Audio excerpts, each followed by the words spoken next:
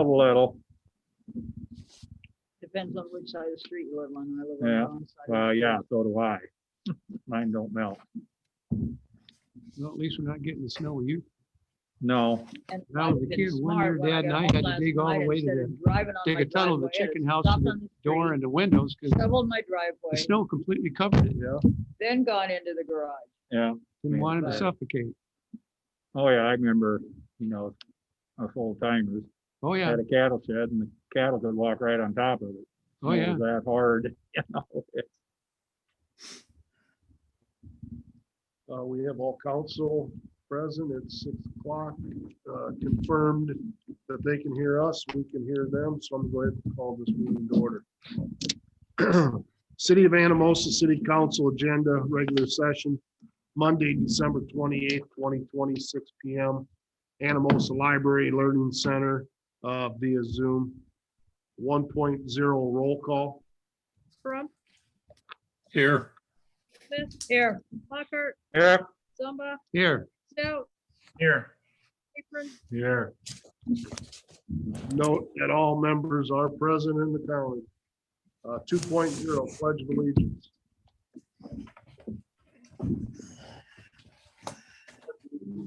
to the flag of the United States of America, and to the republic for which it stands, one nation, under God, indivisible, with liberty and justice for all.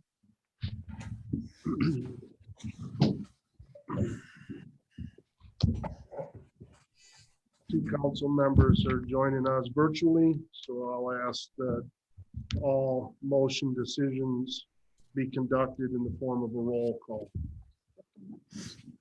Also, Rebecca, will you please brief anyone that's attending virtually on how that they can acknowledge the council to speak? Sure. And I will make one quick mention about the microphones that the council members are speaking from. I think we have discovered over time that the best distance of the mic from your mouth is about a foot or so. If you find yourself being asked to speak up multiple times, just move that microphone just a little bit closer to you. But for those joining us on Zoom, you can let me know that you'd like to speak on an issue to the council by raising your hand. If you don't know where that is, often if you click on the participants button, you will see something pop up on the right-hand side of your screen. And there should be a raise hand option that will let me know that when the mayor has opened it to public comment that you'd like to speak, and I'll unmute you and let you know when you're unmuted. The other thing you can do is you can always just send me a message in the chat. And nobody's joining via phone, so I'll only give those instructions later if somebody does so. That's all I have. Thanks, Rebecca, for that briefing. 3.0 approval of agenda. Move to approve. Motion by Second. Alan. Motion by Alan, second by Jeff, to approve the agenda. Jeff, would you conduct a roll vote? Smith, Yes, Lockhart, Yes. Zumba, Yes. Crump, Yes. Apron, Yeah. Stout, Yes. Motion to approve carried unanimous. 4.0, motion to approve the minutes from the following meetings. 4.1, December 14th, 2020, regular council meeting. move to approve. Second. Motion by Kay, second by Alan. Any discussion or amendments to minutes? Beth? Lockhart, Yes. Zumba, Yes. Stout, Yes. Smith, Yes, Apron, Yeah. Crump, Yes. Motion to approve regular council meeting minutes carried unanimous.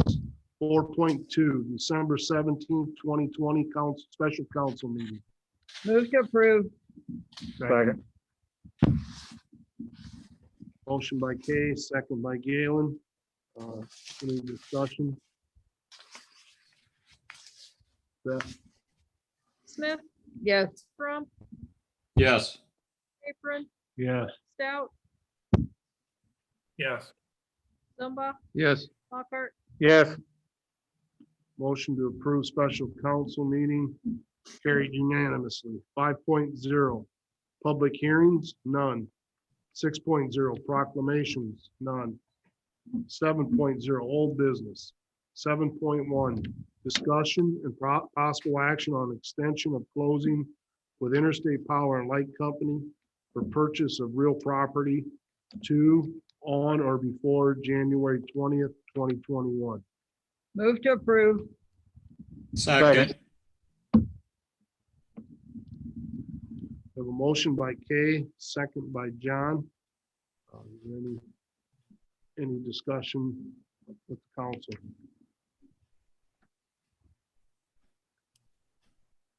Any public question?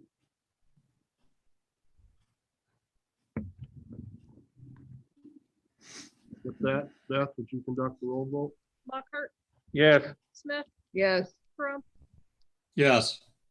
Capron, Yes. Zumba, Yes. Stout, Yes. Motion carried unanimous. 7.2, discussion and possible action on supplemental services agreement with flow equalization project at the wastewater treatment plant.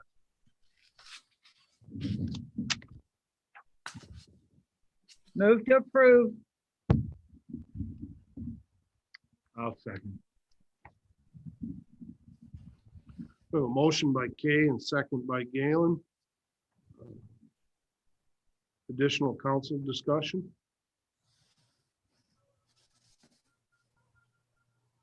have any questions? I do see Lindsay's online too, if you. Yeah, I if you did noticed. have any questions. Could you speak up, please? I just asked if there were any questions and I mentioned that Lindsay was on our Zoom meeting if you had any. It's mainly have to do with us changing locations for the tanks to the Interstate Power and Light location. So it'll require some resurveying and some soil analysis and things like that again. Lindsay, would you care to brief council on details regarding? Sure, this is for a flow equalization basin that is used to capture peak flows of wastewater to the wastewater plant that otherwise probably overwhelm the plant. It's not capable of treating. It's usually a rainwater, stormwater thing. A lot of plants have flow equalization in some capacity where it captures that water, holds it until the flows going to the plant slow down, and then it redistributes it back through the plant for treatment, rather than just bypassing it to the river. And this is something that the DNR has encouraged Anamosa to pursue for a while, and we started working last year on this, and a lot of the sites for it it's been tricky to find a spot to put it, because to go anywhere north of the existing plant would require more separation waivers because you're very close to your residences. So we had originally tried to look at the old plant area, which is very tricky as well because it's got a lot of underlying structures that may have been buried or pipe work, and the geology is just not the best. And so we're very excited that the city's pursuing this other site because that doesn't have historical wastewater plant sitting underneath it. And so likely looking at new geotechnical borings, hopefully that'll be a better site for putting this tank. So that's what we need to just kind of start the look-see process over again on if this will work structurally to put it on this new site. It'll definitely be more manageable, I think, for construction rather than trying to fit it into the old plant area.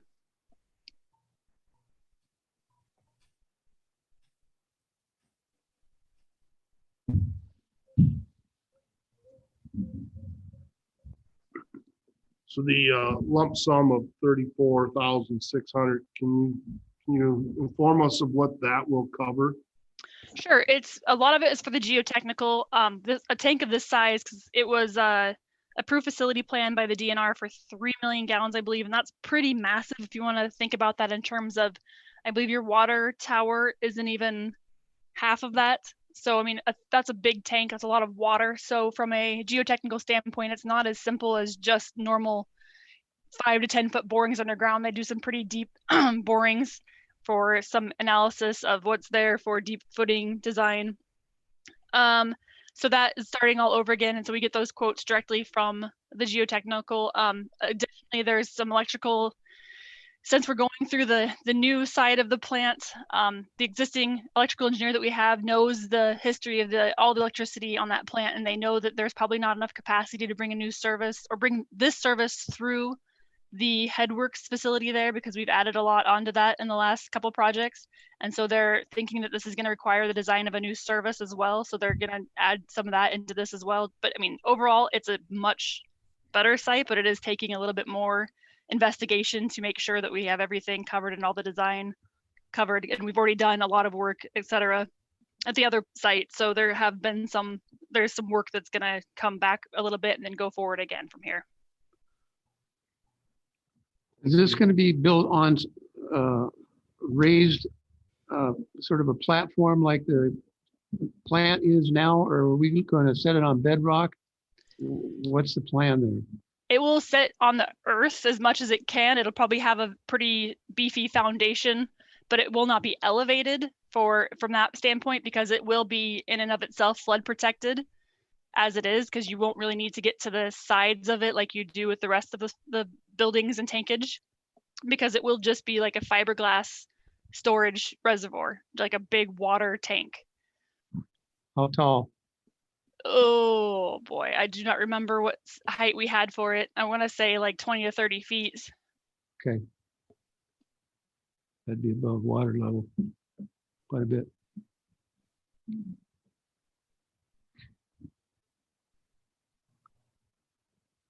Council, have any further questions for Lindsay? Is there any further discussion necessary? Well, thanks, Lindsay, for that. We have a motion by Kay, second by Galen, to approve this requisition. There's no further discussion, Dr. Roll vote. Zumba, Yes. Stout, Yes. Capron, Yes. Crump, Yes. Smith, Yeah. Mockart, Yes. Motion to approve carried unanimous. 8.0 new business. 8.1 discussion and possible action on a daycare feasibility study. Derek Lumsden. Rebecca, would you unmute Derek, please? Everybody hear me? Yeah. Yes. Perfect. So thank you all for taking the time to read over this tonight. One of the things Jones County Economic Development's heard over the last several years, I'm sure some of you all hear it too, is that there's a lack of childcare facility in Jones County, not just in homes or centers, but just in general. And so we tried to start taking a look at this a couple years ago. We just ran into data and stuff that was a year or so behind. And that's just because we go off the state data, CCRC data and stuff like that. So when our board met earlier this year to start discussing some priorities for our strategic plan, one of the things that came up and continued to bubble up to the surface was the need for childcare. And what we realized is we had a lot of qualitative data. We had a lot of people saying there wasn't enough quality childcare or affordable childcare, but that it was taking a lot of time to get into these. Like you had to be a year out in order to get it placed. And so we started calling around to see what else we could do. So we talked with ECI, and we got set up with the Iowa Women's Foundation and CCRC. I also talked to Representative McKean at the time, and he put me in touch with some people at the legislature that are working on daycare as well. And we started having some Zoom calls on what to do about childcare in Jones County. And so as it continued to develop, one of the things that came out of it from my board was it'd be great if we could have a feasibility study to see what the true need is, what the data is as of this moment, as opposed to what it is a year or so back in time. And so we reached out to First Children's Finance and got a rough idea on what it would cost. They recently did one in Fairfield, Iowa, and we got that. A couple of members of my board wanted to know if there were other people that did it as well. And it came up during one of our Zoom calls and recommended by the Iowa Women's Foundation that we reach out to Levi Architecture for the same thing. So we actually did get two proposals, one from Levi Architecture, one from First Children's Finance. And my board discussed them a couple of weeks ago at their meeting and decided that based on the cost and the time frame, that Levi Architecture made the most sense because it can be done quicker. And with the need to get it done during a school semester, if we did the 6 months of First Children's Finance and anything was set back anytime at all because of the pandemic, then we'd be into the fall semester before we can necessarily get the reliable information.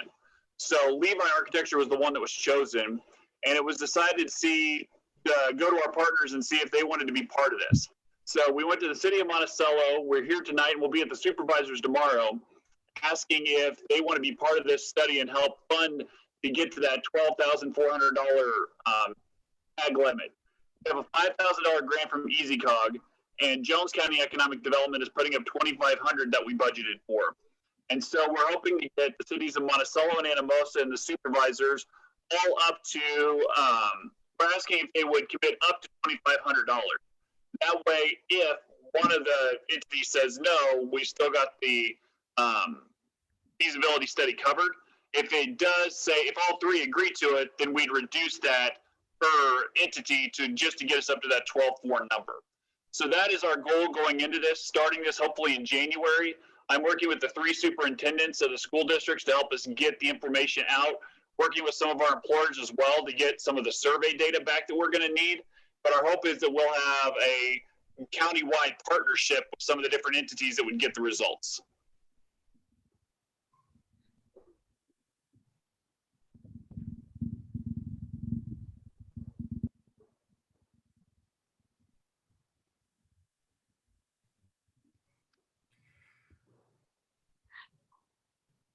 And based on this, Derek, what's the end goal? I mean, obviously, just get hard numbers and hope to, draw in more daycare type services if needed.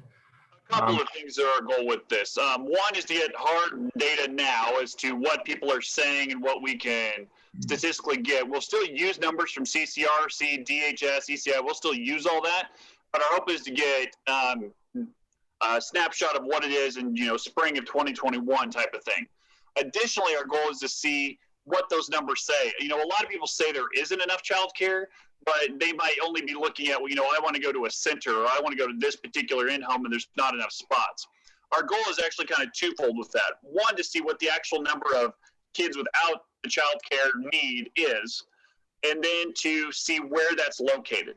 Our hope is to work with existing centers and existing in-homes to see if we can get their name out more. Maybe people don't know these in-homes exist, for example.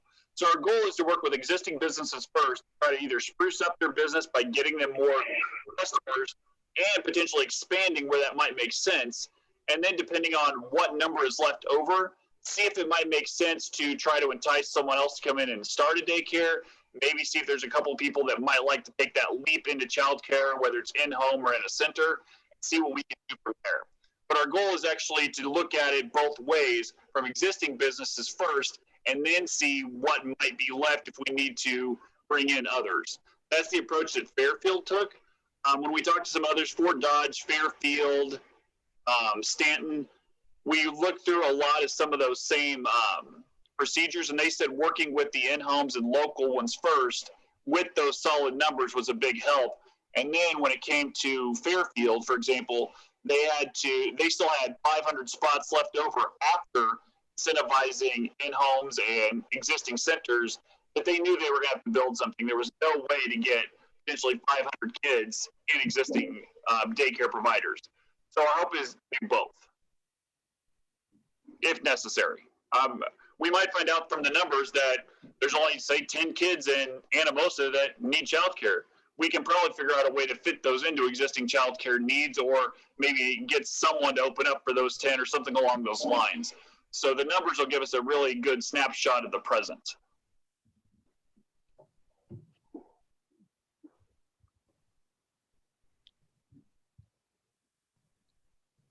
So Derek, the feasibility study or survey side of it is going to be countywide, not just the municipalities, but any families or individuals in the rural settings. We're going to incorporate all of it.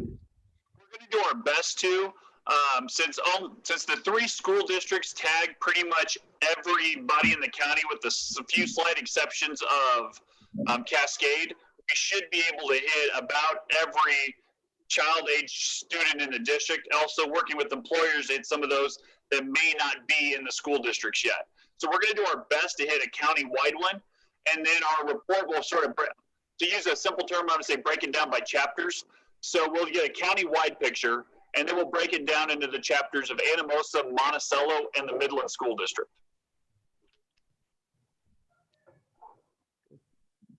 Thank you. Yep.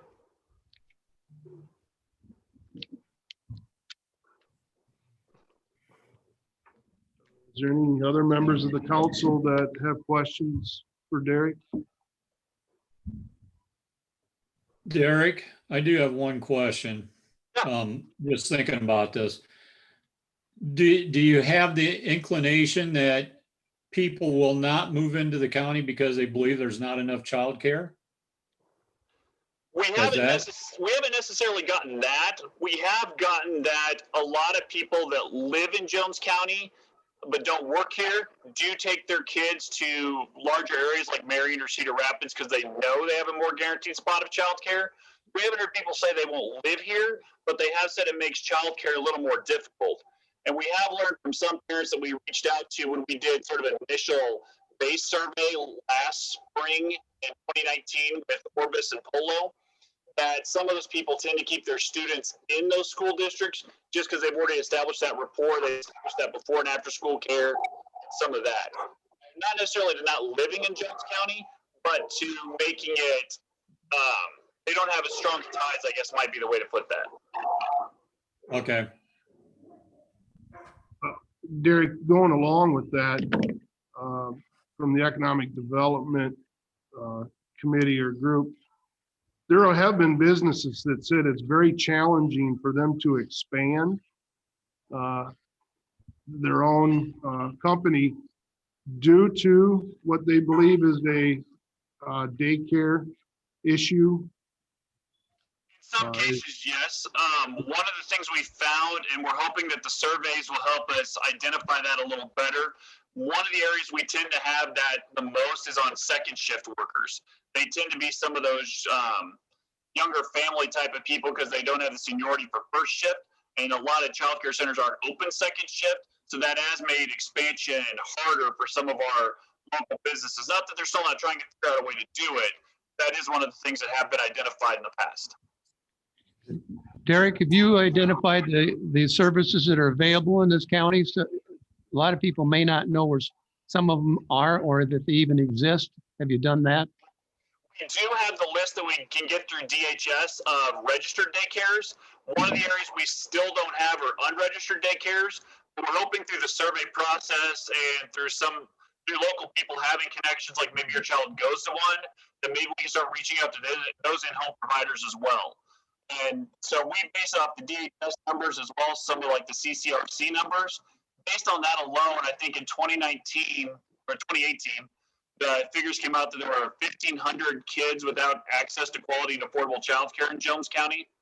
And that was a year behind. So I'm not for sure what those numbers were for 2019. So it's one of those things that we know there's a need out there, but again, looking back a year or so, it's hard to get an accurate picture. But those are available, and those are available online. When people call my office, I pull it up for them, and I usually email them the link directly to that page of DHS so they can look and contact the providers themselves. Couple questions or comments, I guess, Derek. Did you say, have you reached out to the school as far as partnership or any sort of financial contribution? We haven't reached out for financial yet, although it's something when I meet with the supervisors next week, we're going to talk about. One of the things, it just hit us right around Christmas break, so they were kind of out, so I won't visit with them until next week. But we are definitely going to partner with them on getting the surveys and stuff out and into the hands of the parents that have kids in those districts. Yeah, because there definitely is a trickle-down effect. I mean, if there's adequate daycare, and once the kids are established here in daycare, most likely they're going to be attending schools, and schools get funding, based on the number of heads of students that they have. So there's a benefit to them. I mean, there's a benefit to the communities too, as far as, young families looking to locate here. That's, I'm sure, a factor on their checklist that they're going to move here. That's a must. So That's my hope.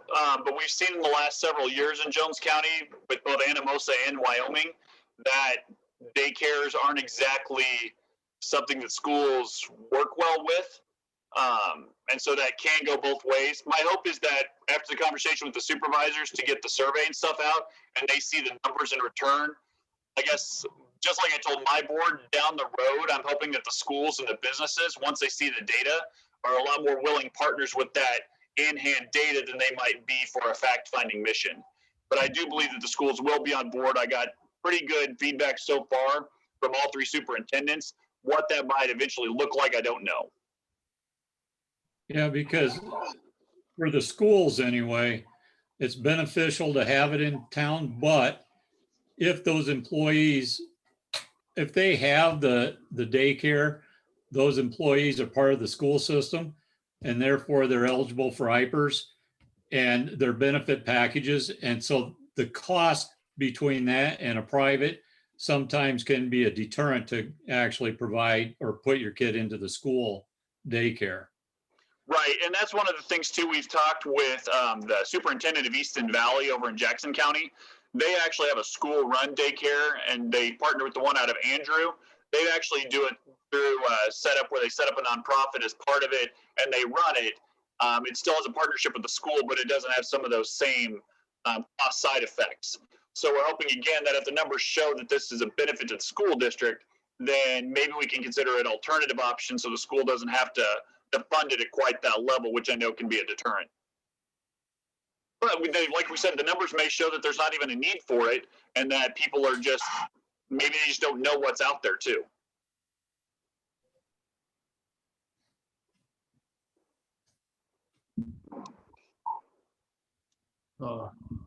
Any additional council questions for Derek?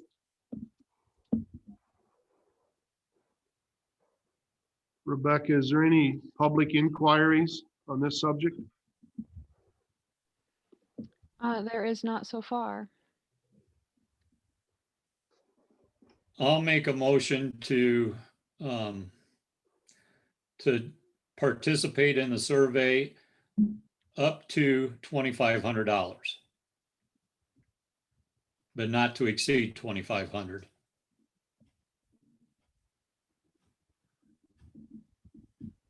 second. We have a motion by Rich, second by Jeff, for the city of Anamosa to contribute up to, not to exceed, the $2,500 request to assist with the feasibility study. Beth, could you conduct a roll call, please? Crump, Yes. Smith, Yes. Lockhart, Yes. Zumba, Yes. Stout, Yes. Capron, Yeah. Motion to approve that request carried unanimously. Thanks, Derek. 8.2, approval of application by Curtis Ackerman to join Anamosa Volunteer Fire Department. Move to approve. Second. Motion by Rich, second by John. Any further council discussion? Beth, would you conduct? Crump, Yes. Capron, Yes. Stout, Yes. Smith, Yes. Zumba, Yes. Lockhart, Yes. Motion to approve carried unanimous. 8.3, approval of application by Spencer Norton to join Anamosa Volunteer Fire Department. Move to approve. Move to approve. Motion by Kay, second by Alan. Any further discussion? Capron, Yeah. Stout, Yes. Zumba, Yes. Lockhart, Yes. Smith, Yes. Crump, Yes. Motion to approve carried unanimous. 8.4, discussion of possible action on hiring an employee for the street department. Shane Brown, street superintendent.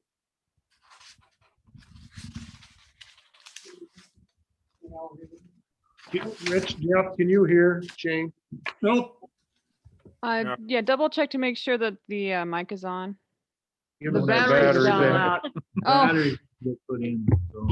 that'd be helpful. There's a switch on the bottom. Little blue switch. All right, I'll hear it. Came around here, Just a second. Shane. It's, yeah, Jeff, so can you is the hear mic now? right? We can't really. How about now? No. You just grab Galen's like last time? I'm gonna have to. Or mine? I guess I'm not using mine if I have one. Well, yours is the one he was at, so. You know what? It's not even on. It was on before. There. So, hold that one a little bit further away from your mouth. Can you, I'll just switch. Okay, How's that? that's can you hear perfect. me? All right. Can you hear me? Yes. All right. All right, we'll start over here. Shane Brown, street superintendent now. So I'm coming before you guys tonight because in the summer, spring, summer, we're gonna try and start doing a lot of our own concrete work and stuff, and a lot of guys will be taking vacations. And it's gonna get tight on help. And so I just wanted to come before you and ask maybe on if I could hire somebody full-time, hopefully with a Class A CDL and then some concrete experience and all around good, willing person to work. Because we are going to try and do a lot this summer. I know the budget's going to be really tight for projects, but if we do the projects, a lot of them ourselves, I feel like that extra person will be really needed. You know what, we're gonna, like I said, we're gonna start trying to do some of our own ADA sidewalks. We're going to be mowing. We're going to be helping other departments. Shelley's got a couple big projects. We are maybe even thinking about tackling them ourselves. And I'm willing to work with all the other departments too. Water main breaks we've been on. We've all been there already. It would just take some stress and strain off of the ones we have already. It's been challenging. We're getting it done. I just feel like when we start going in and these guys start taking their summer vacations, we're going to be maxed on help, and the other departments in the summer are busy too. You know, they got their own things they've got to get accomplished. So that's all I have.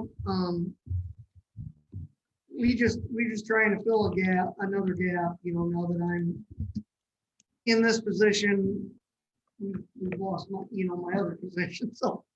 But I'm working too. I'm going to work right alongside of them all. So we just want to try and make sure we keep up on it. Shane, you stepped into the superintendent's role position, and position you held was vacated and hadn't been filled yet to date, correct? Right. So this would also alleviate the one man down that you currently have as well, for as far as your team. Yes.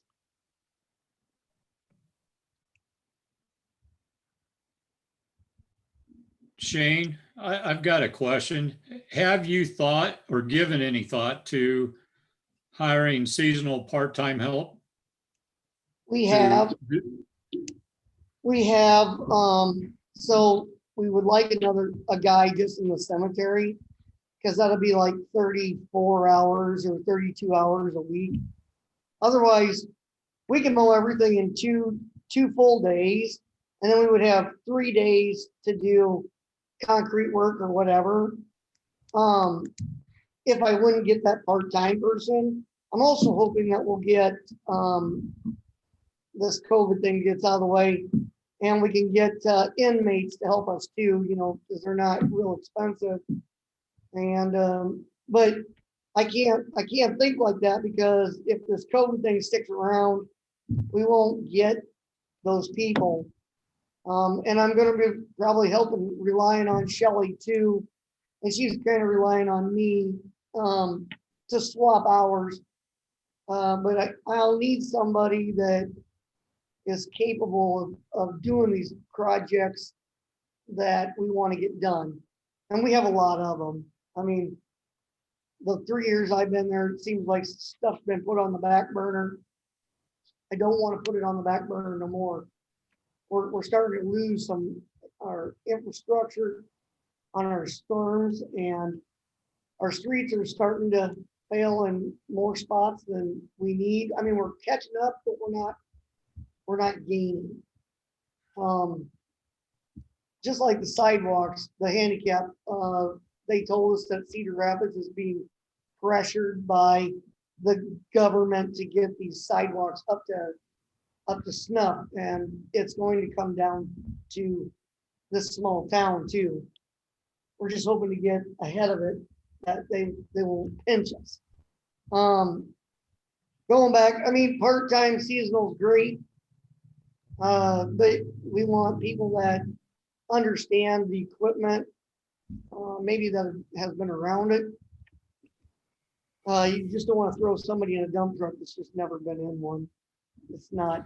Well, I'm not necessarily saying that, but for taking care of all the lawn mowing and everything like that, there's a lot of people you can throw on a riding lawnmower and take care of those jobs that frees you up for others. Yeah, we're looking at, these lawnmowers aren't cheap no more. I mean, we're looking at a $20,000 lawnmower. So I'm good with throwing somebody on it as long as they understand it. But we're out in that cemetery. It's not the flattest thing in the world that you want to throw a kid on. I mean, I've been out there, well, the last 3 years every week.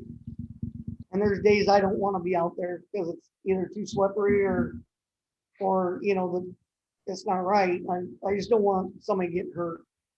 And that's another thing too. We're going to be working on a lot of safety this summer. I mean, I think that's been lacking too. And I just don't want to see anybody get hurt out there that's not capable of knowing what they're doing. I agree, and I back everything you're doing, Shane, and I agree with you. Probably wouldn't get as reliable. When I was there was a gentleman at the cemetery and the one at streets that you could, and I understand you don't want to put kids on, and they were reliable. And the one at streets, I think he worked, 3 days and then till noon on Thursday, so roughly 30 hours a week, but he did that pretty much year round. Right. You know, and like I said, he was reliable, and I understand you don't want kids. Yeah. 'Cause- I mean, we don't need somebody year round out there. I just need somebody. No, but I mean for streets. Yeah. Like the cemetery, no. No, but I mean, you know, and these guys that are above me and that have been there 20, 12 years, they've already got so much vacation that they're gonna burn it. I Yeah. do not have that. So we're just trying to get it so that we're not all pinched up and then everybody's burned out and they won't do anything. No, I agree. You're doing a great job and gonna get things done. I like the idea of your, thinking of wanting to get ahead of, some of these street and sidewalk projects. The thought just came to me. I mean, it obviously takes manpower to get those cement and kind of projects done, but I know years past, at least the cemetery, there was a time where that was contracted out. I mean, I guess I'd just be curious. I'm all for hiring somebody to get ahead, but I guess just for curiosity's sake, I'm a numbers guy, obviously, but take what it might cost to get a professional to do the cemetery versus the hours and the benefits and everything we're gonna have to pay somebody to be on a mower and the mower wear and tear. I mean, I think at least entertain the idea of putting the numbers to paper and see what makes the most sense. I'm not opposed to hiring somebody else because obviously you have a gap where your position used to be, but something I've thought about. I'm not sure what your thoughts are, but Well, Jeff, I'm with you. I have nothing against hiring somebody, but that's why I'm saying part-time help potentially for doing all that lawn mowing is you save a lot of money not having your high-priced guys sitting Yeah. on a lawnmower. well, I'm even saying contract out to the Well, private sector. I mean, Yeah, you're not paying all the benefits on top of that for somebody sitting on a mower. You know what I mean? And well, I think we need to look at it both ways. yeah, Compare part-time, compare it to hiring, contracting it out. yeah, or all three ways. I'm just saying, get an option where we can get the mowing done at the best price to the city, but obviously hire somebody to get ahead on these projects. I mean, I think it's great that Shane and Shelley and everybody else is working together. Hire somebody that we can, instead of just maintaining to, get a leg up on some of this stuff so. Well, and I would like to get it to a point where it's consistent because it seems like every year we change the structure in some fashion or format. Yeah. Well, I know 20 years ago, Menger used to mow the cemetery and they just knock it out. I mean, they'd spend a day there and they'd get the whole thing knocked out. And Yep. I don't know At that time, all they did was X amount of mowing per year. They might have contracted them. It wasn't every week. I know that. They did, like Jeff said, they did a good job. But it was X amount per mowing, so many times it wasn't every week like We you can guys mow are it, doing. and 5 guys can mow that cemetery in one day. Yeah. That's staying on it. We can do it. We've done it before. We just didn't have that extra. Well, yeah, that's understandable. We can mow what we mowed before Greg farmed it out to Shelley. We can mow all that in one day, and then the next day we have to do the cemetery. Yeah.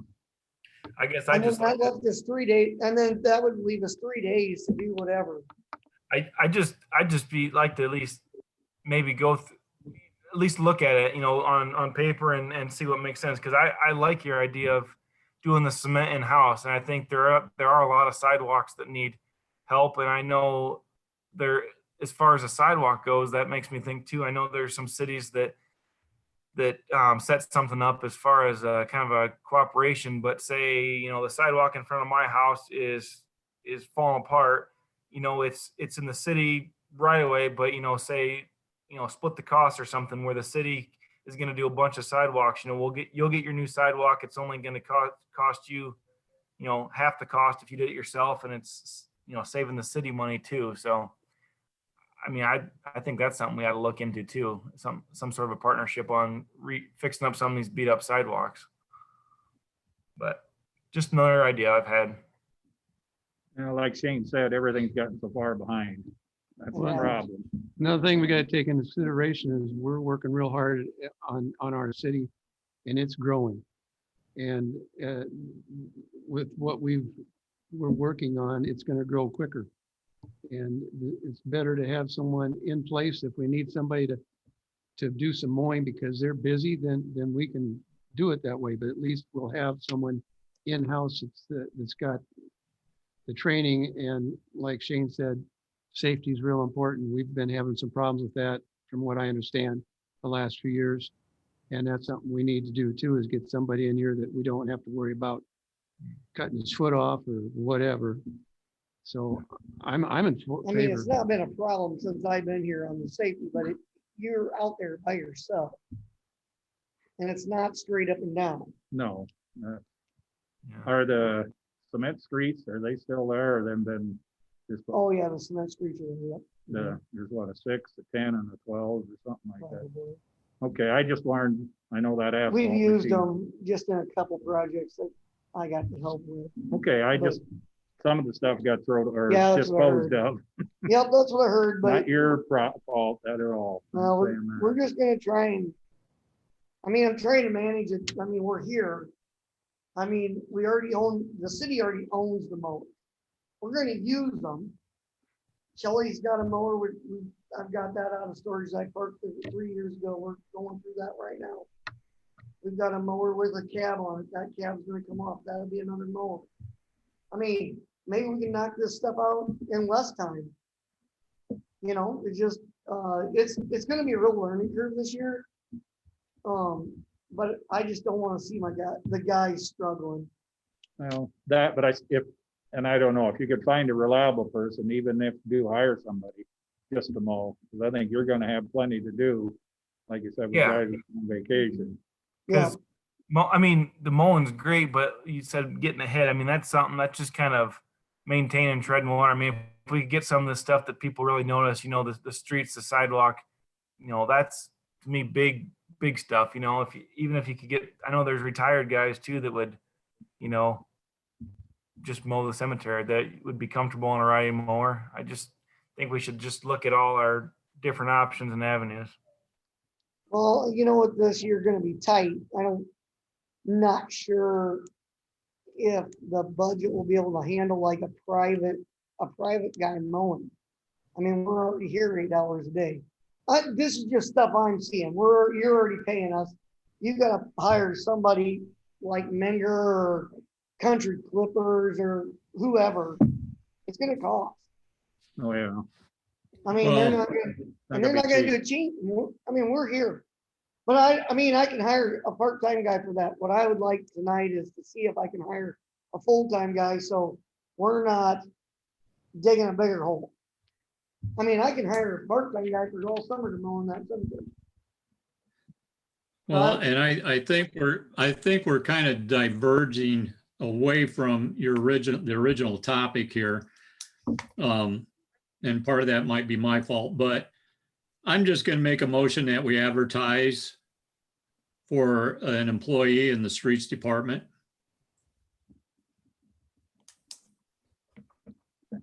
I'll Second that. second it.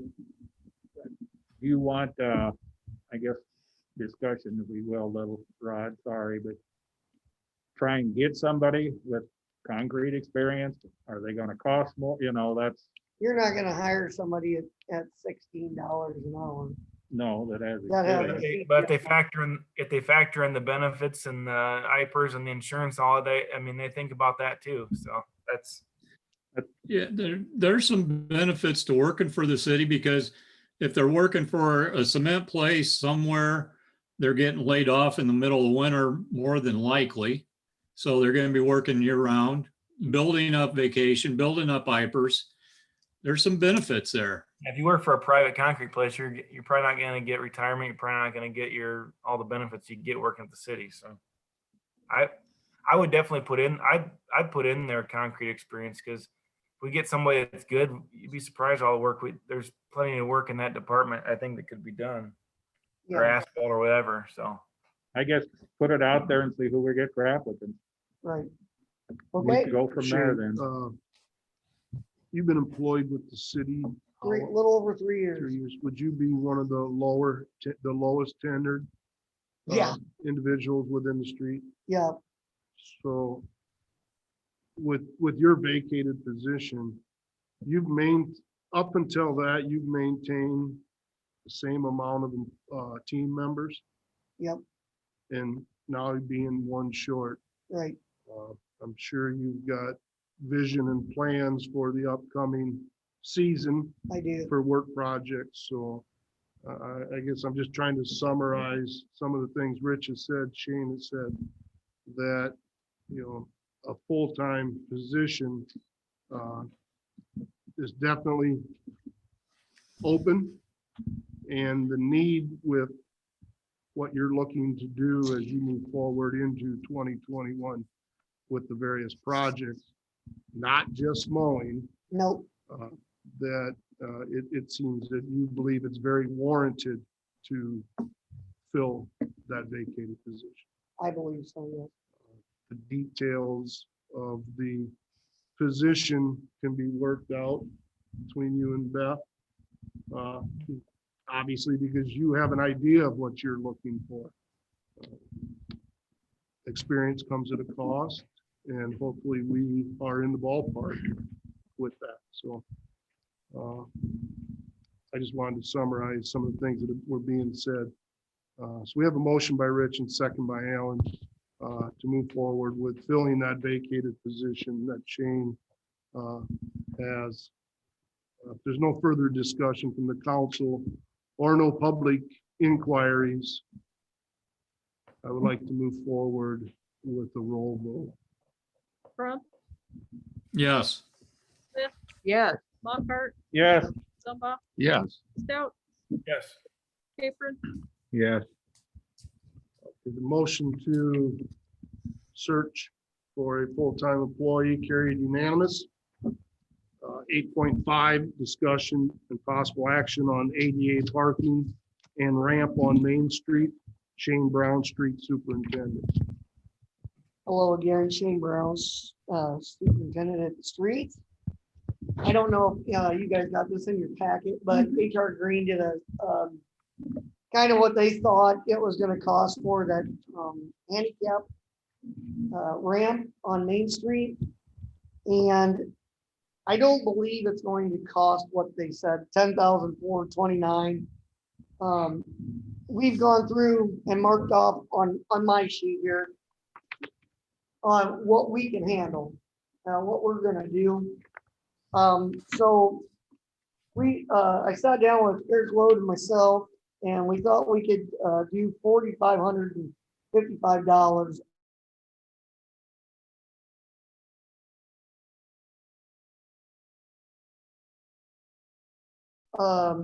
A contractor, a cement guy is gonna charge us because it's gonna have to have a certain slope.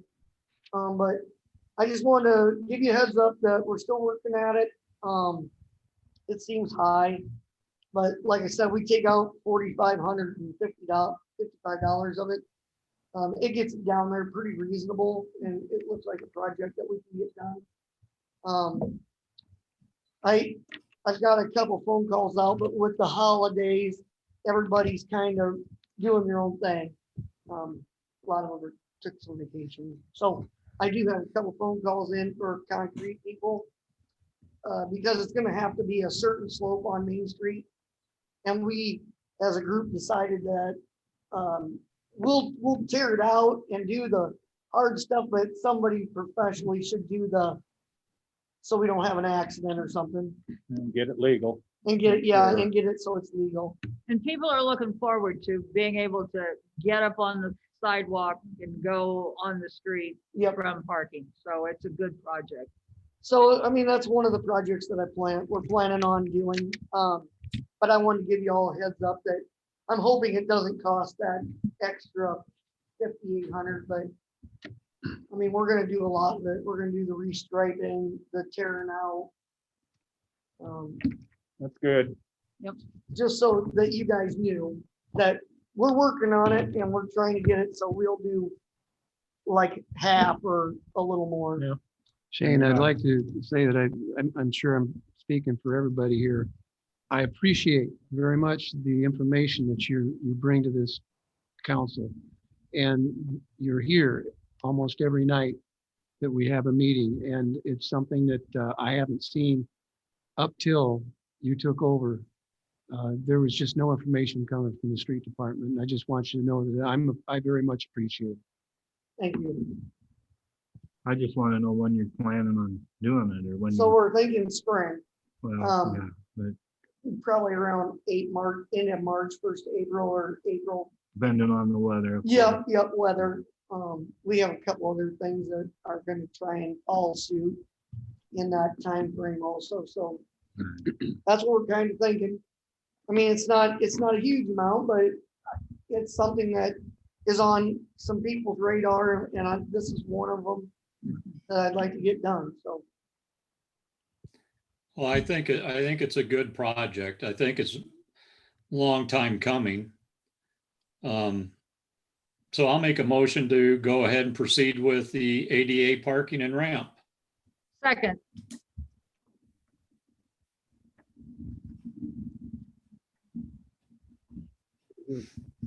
Motion by Rich, second by Kay. Just a few questions that I have. So HR Green submitted this cost or project of $10,429. There was items, Shane, that you thought could be pulled out of this and done with city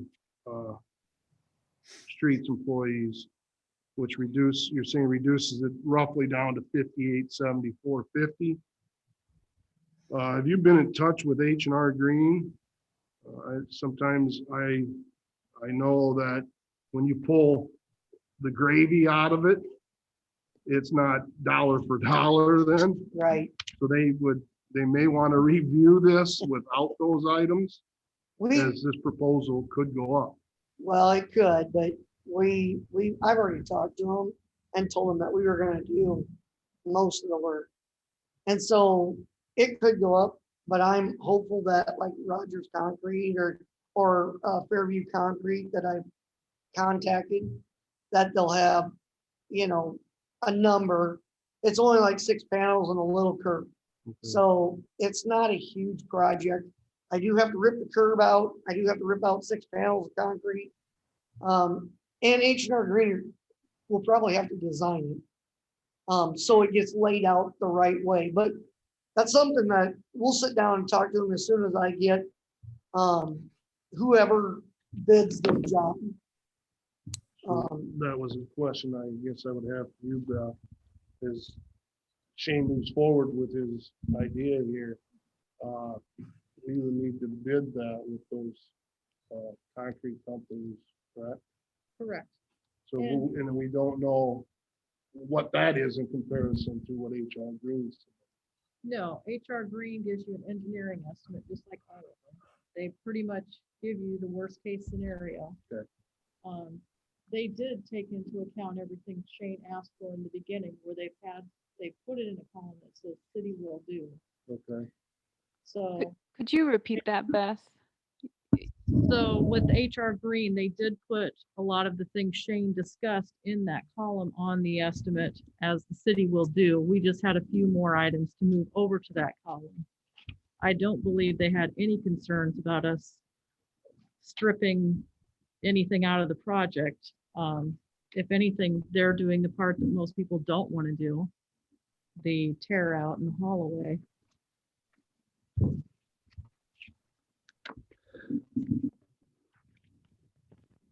I'd like to see more. Right. And I know with like even on Sycamore Street, there's been that discussion too, where the city is going to do a certain part of the project and it's going to be bid that way. So this will be bid the same way. Because we were meeting the legal criteria. For ADA. Well, for any ADA and any bid releasing. Well, so since it's not over $50,000, we don't have that legal requirement like that. I mean, it's probably going to be $6,000. So we will get more than one bid, of course. That's because all I'm that's saying our is we rule, make but- sure we need to make sure we Yeah, bid, take bids. That's Yep. all I'm saying. Yep, and I plan on getting bids.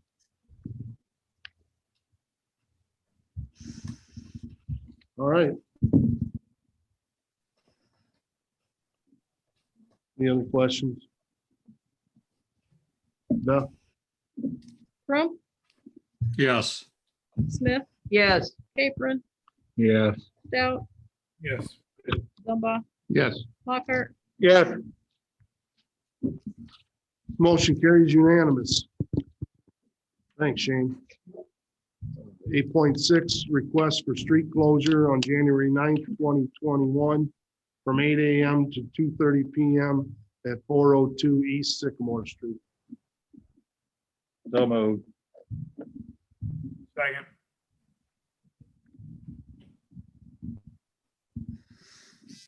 So have all the neighbors been informed and have signed off on this, or?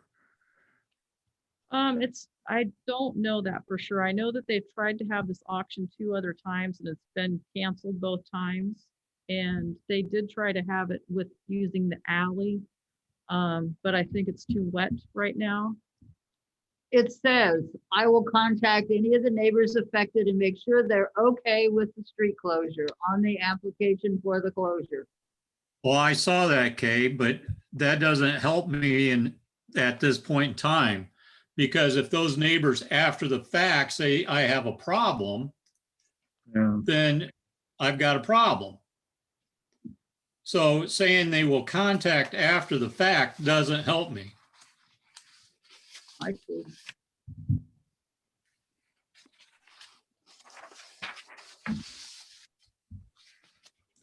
We've always, in the past, when we've closed streets, we've always had that they've contacted the neighbors ahead of time and got them signed off. Oh, really? I can check with Ginger. She took the application. I assume they just want it closed a block where they're having the sale. Yeah, So that would affect 6 neighbors. That wouldn't keep them from driving down that street to get to the house, so it's just other vehicles. Am I correct in assuming that, or am I not? No, I would imagine they couldn't drive down the street It at all. said in there they'd leave it open for emergency vehicles, but that if they need to get in and out of their house, it didn't say anything about that. Yeah, because I'm assuming the reason they're putting stuff out on the street is because he said that because it snowed, they can't put items in the yard. So they're going to put items out on the street. And then they're going to do the auction down and around.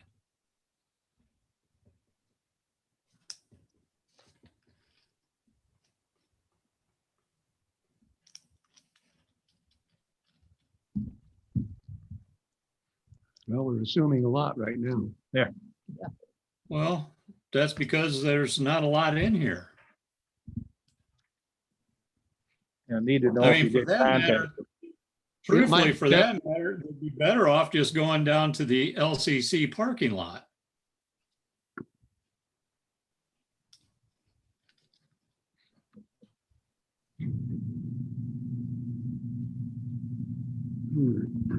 Well, if they're going to have it on that street, it might be best if they get solid answers from the neighbors and have them sign off on something. Well, can we have this approval subject to signatures of the neighbors being submitted to City Hall and then do something like that? Sounds like a good plan to me. That would make it rock solid.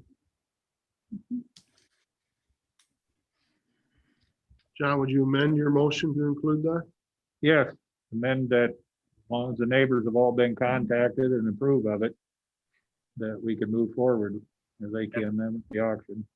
And you're including that they'll have to, the signatures for all the neighbors will have to be turned into City Hall by the auctioneer or whoever. Yeah, so they have approval that verified that the neighbors have agreed that will work for them.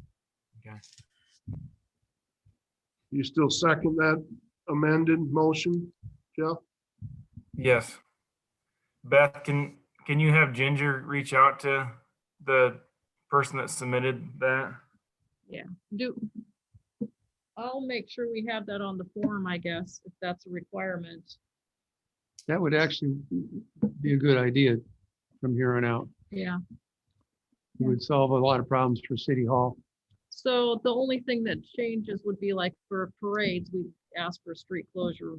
They don't need to get signatures. Well, yeah, that's. I would say if we're implementing policy, it would be everyone. So that's my question. Yeah, that's, Just- I understand where you're coming from. Yeah, with the it. parade's a little harder since it's. We've never driving had a through, problem but with all the parades so far, have we? Not that I know of. I don't really see where that would Yeah. enter its. Well, I want to ask Jeremiah, have you having a problem with closing that street?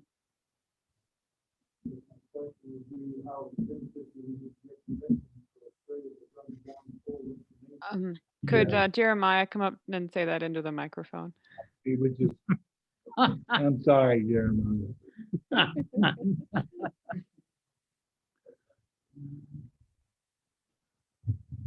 Should be on yet.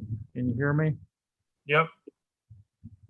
My comment was just simply that if we might run into problems, depending on how extensive we want to go with this. If we're having a parade that runs down the extent of Main Street, are we getting permission then from everybody, the full length of Main Street, who may potentially be affected by this? Or, how far are we going to go with this, I guess? So do we limit this to certain private requests and not community functions? Or, we just need to be careful how we word this. I think it's a good idea.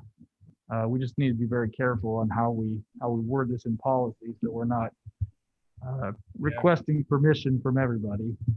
Yeah, we've been doing this for so long, these parades. I've lived here since 1997.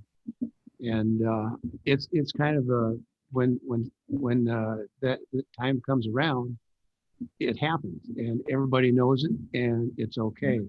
I think something that's kind of tradition is not going to be a problem like the parade, but there is a point there where when you're closing a street for a sale or something like that, it probably would be a good thing to do as Rich had said, simply because maybe there's a reason why one person can't do that week. Maybe their house is going to burn down. I'm just coming up with something for the heck of it.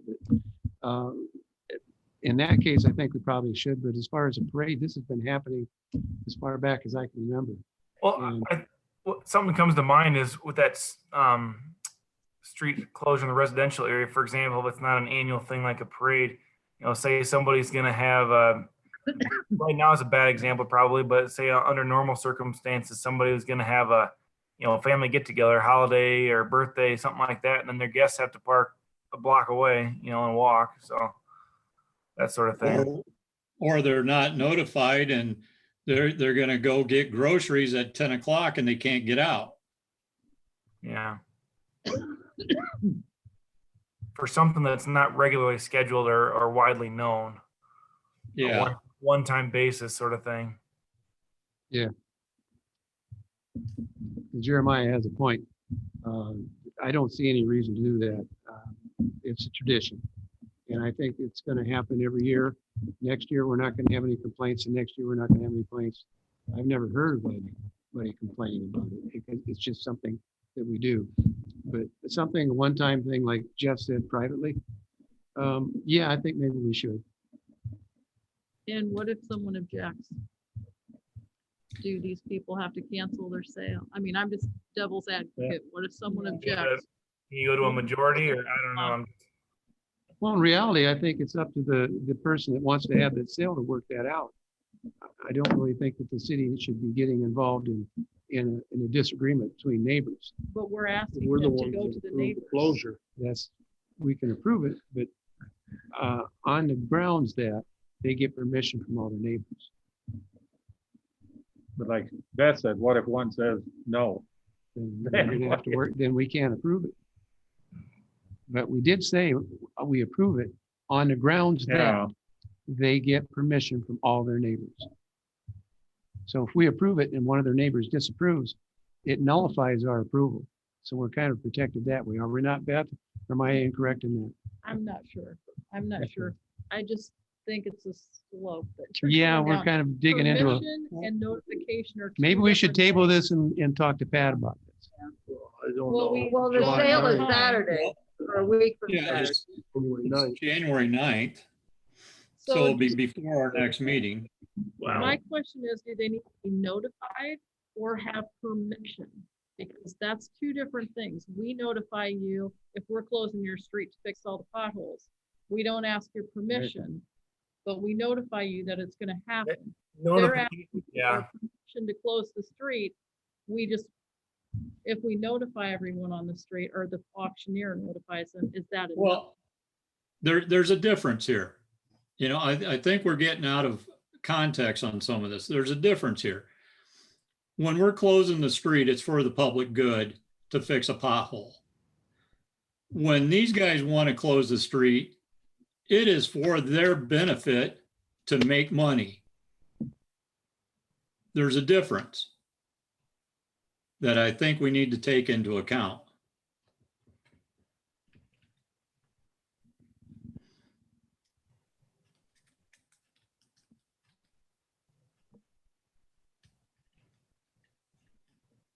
I think if we change this, we're gonna have to make sure that when, if we, it's approval, it's on the grounds that they get the approval from their neighbors. Because if somebody disapproves, then that nullifies our approval and it doesn't make us look like the bad guy. We're just trying to help everyone when they're doing something like that. So if there's a problem, it's between the neighbors, not something that we should get involved in. So I think we should say on the grounds that. If somebody gets mad, they're going to be mad at the city. They're going to say, why did you let them do this? And, you know, I can see it going that way. Oh, just don't forget to duck. Well, and because it is a public sale on city streets, do we have any liability? Somebody, yeah, you want to make sure that thing is blocked well. Because I mean, that Sycamore Street's a heavily traveled street.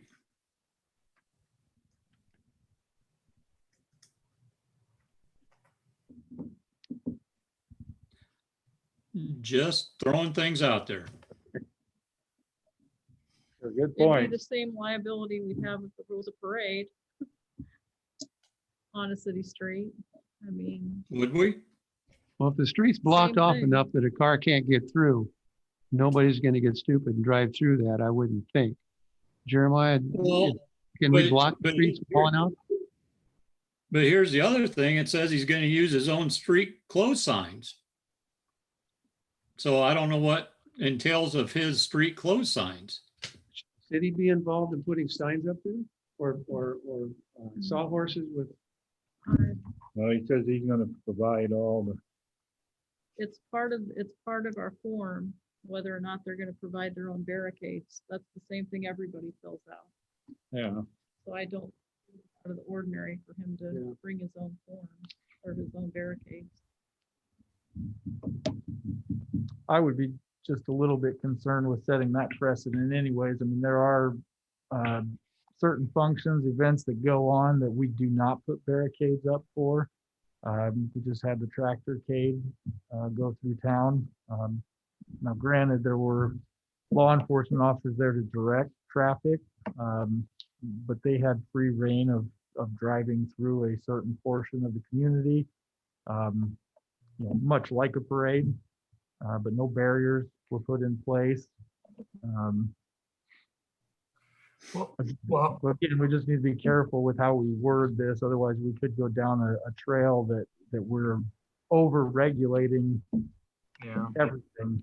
Well, how about this? I mean, when we do Pumpkin Fest the day before, all the streets that are going to be closed, well, like the side streets, you know, going up First Street by the police station, the day before you guys put out, or whoever, the streets or the police put out those no parking signs.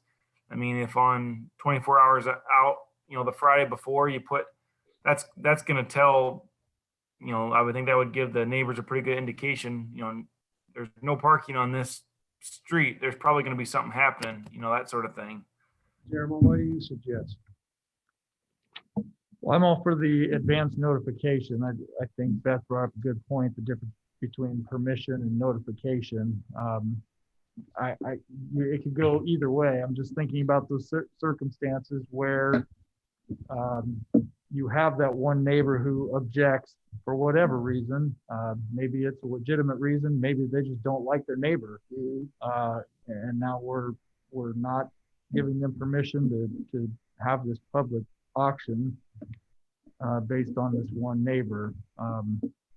But I also could see the other side of things where if we close down that for an extended period of time, and extended is very subjective, that, you know, they're going to be looking at us because we said they could do it. So I'm all for advance notification. I think we can and should do that in every circumstance. Let the community know that this road is going to be closed for a period of time, whether that's a water main break or a parade. Yeah, I think the notification is probably the route we should go, because like you said, everybody's got that one neighbor that would say no to anything you were gonna do, just just to be difficult. So I think as long as there's notification, you're at least letting people know so they can prep or make adjustments. We'll just put us up sign, say 24-hour prior to the closing. 48 hours. They know. I still think we ought to get signed by the neighbors that they've been notified. So with COVID, could they just call City Hall and tell us they're fine with it instead of him going to their house to get a signature or them coming to City Hall to sign something? Well, that would work for me. Would we contact them? Just call them ourselves?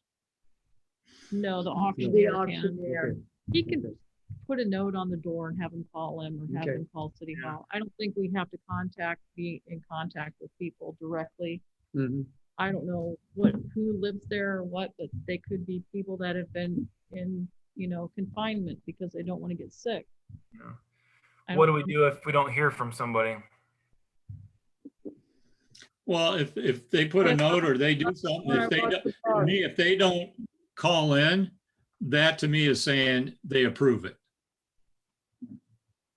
Because basically I just think they ought to have a chance to voice if they've got an issue in doing this. I could see somebody not calling in, just thinking to themselves, this isn't important enough for me to get involved in this. I'm not going to bother calling. I don't care. And they just sit back and watch TV, So yeah, Well, and if you got your opportunity to voice your opinion. Yeah. Yeah, if they say they're not gonna call, then you're approving. You gotta just, yeah, but they're not saying no. yeah, It's been in public notice. I put the address and what time it was Mhm. on the agenda, so the public has received notice of it as far as that goes. I don't know if anybody's here to talk about it on Zoom, but It's been this way for forever in the city right now, the way we're doing it, right? right. So how far do we want to take this? Well, have we ever done anything like this in a residential section? I mean, usually it's downtown when they're closing off. We've had block parties and neighborhood parties where they've closed the streets and Yep. all kinds of different things, yeah. I went to one last Yeah, year. but those were pretty much in non-residential areas, most of them. No, we had a band. It was a fun block party. The Really was. library has requested a street closure by the park. We did that a lot more, I think, last year, or no, 2 or 3 years ago. Yeah, that was from Lynn to Dubuque on First Street there. Yeah, it only ended up Yeah. affecting 2 with residences, that- but And with we've done We that. got prior notification of the neighbors that Yeah, they approved it. and we felt that we needed to do that, especially because we were a city department. So, but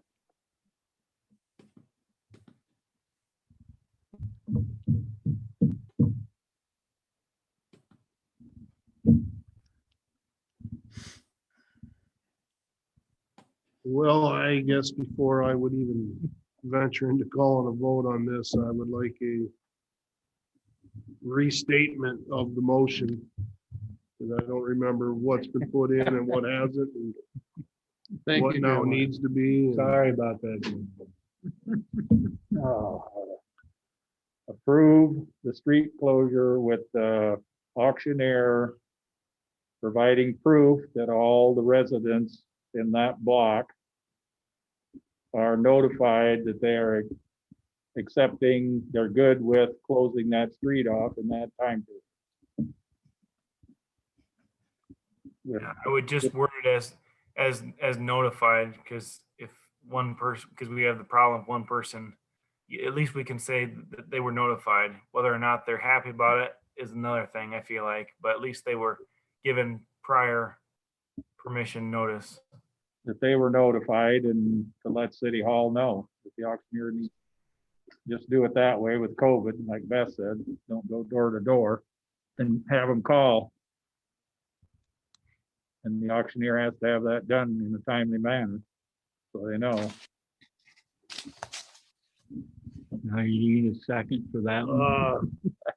Jeff had second John's earlier motion, but I would, yes, like a second to John's current motion. Second.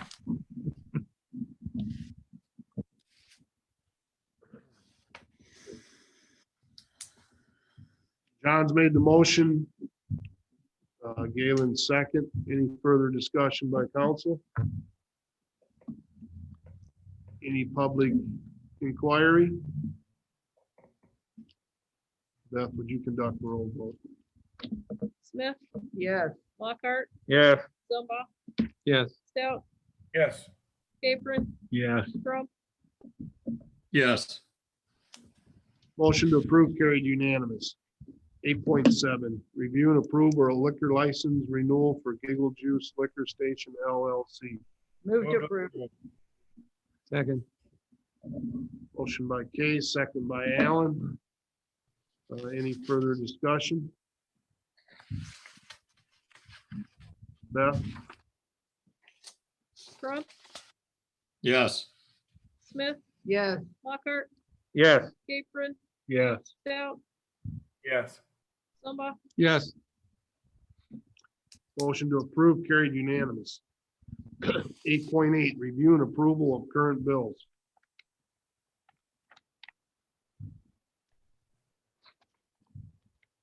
Move to approve. Second. Motion by Al, motion by Allen, second by Galen. Is there any questions with the bills as submitted?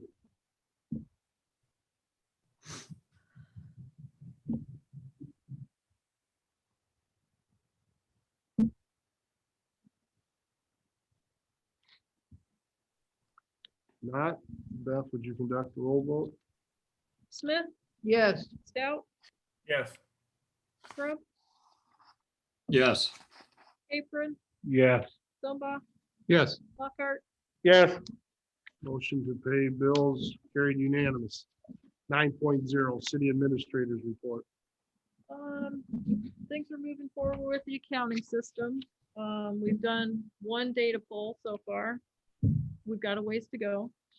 The new website is up and running. We're still working out a few things. If you see something, let us know. That's not quite right or not working. And our next meeting we'll begin having our budget presentation. So get ready.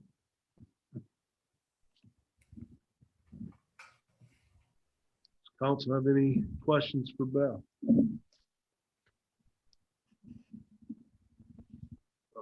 Beth, with tomorrow's pending storm, have we initiated any snow emergency? We have. So yeah, there's a snow emergency in effect from 4 p.m. tomorrow till 2 p.m. on Wednesday. No parking on the street.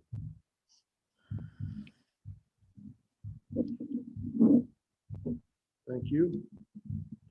10.0, mayor and council reports. 10.1, mayor's report. Nothing at this time. 10.2, council reports. I attended the library meeting via phone because I'm still having computer trouble. Anyway, people from Anamosa will be pleased to know that the library is scanning yearbooks. There are a couple of old ones from the early days they don't have. And so if you have a stash and want to contribute, give Rebecca a call. She would be pleased to pick up a couple of ones she doesn't have. In addition, they're going to be asking the community for a library levy in the fall election. And we'll begin working on that in April. Thanks, Kay. Any other reports? 11.0, public comment for items not on the agenda.